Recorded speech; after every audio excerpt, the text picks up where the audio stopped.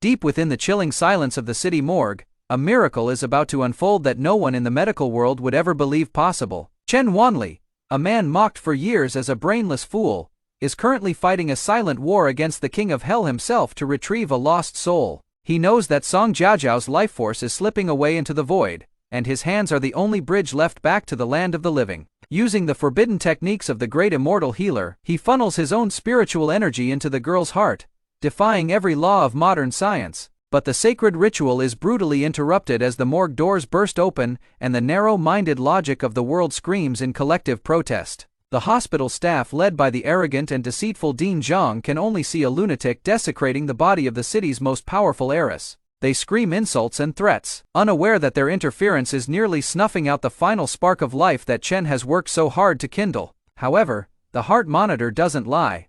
A pulse, steady and defiant, suddenly returns to the monitor, shocking the room into a paralyzed, fearful silence. Chaos erupts as the medical team rushes the corpse back to the emergency room, leaving the man they called a fool standing alone in the shadows. After 3 long years of living in a mental fog to absorb his inheritance, the divine seals on Chen's mind have finally shattered, restoring his true power. He looks at his wife Tang Yanren with newfound clarity, realizing she has carried the weight of his protection while the world treated them with nothing but scorn. Meanwhile, the corrupt Dean Zhang sees a perfect opportunity to hide his own medical malpractice by pinning the entire incident on the defenseless Yanran. He forces her to sign a cruel responsibility waiver, threatening to unleash the fury of the Song family on her husband if she doesn't comply immediately. Chen watches the Dean's petty power play with a cold, knowing smile, well aware that the man's world is about to crumble under the weight of his own lies. But a real storm is approaching as Song Siming, the titan of the province,